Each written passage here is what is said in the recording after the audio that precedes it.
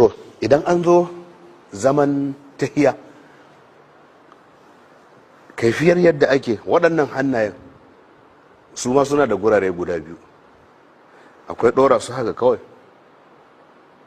sannan a nan kuma ana buɗe su ne, ba a haɗa su.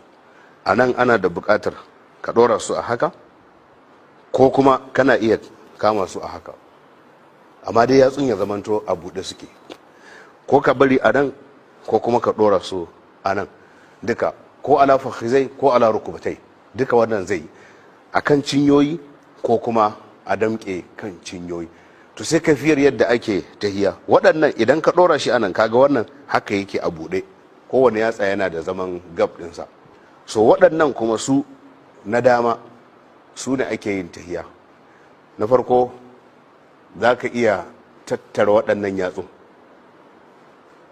an gane, sai ka ɗora wannan babbar a nan sai ta bi nan, wannan haka ake yinsa.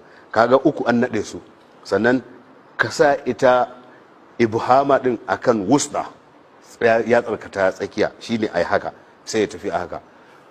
Ko kuma kai halq, shine halqa, shine wannan haka ake yinsa, wannan da wannan sai su haɗu, kaga kenan akwai wani rami, sai ka wannan yatsa.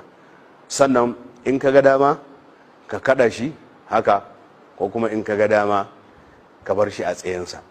Amma Usaimin ya kawo maganganu cewa misali idan kana tahiya ya zama hakan yake a tsaye, ma'ana Allah ɗaya kenan.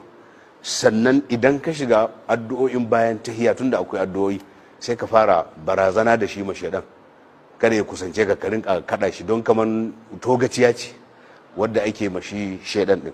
To haka za ka yi.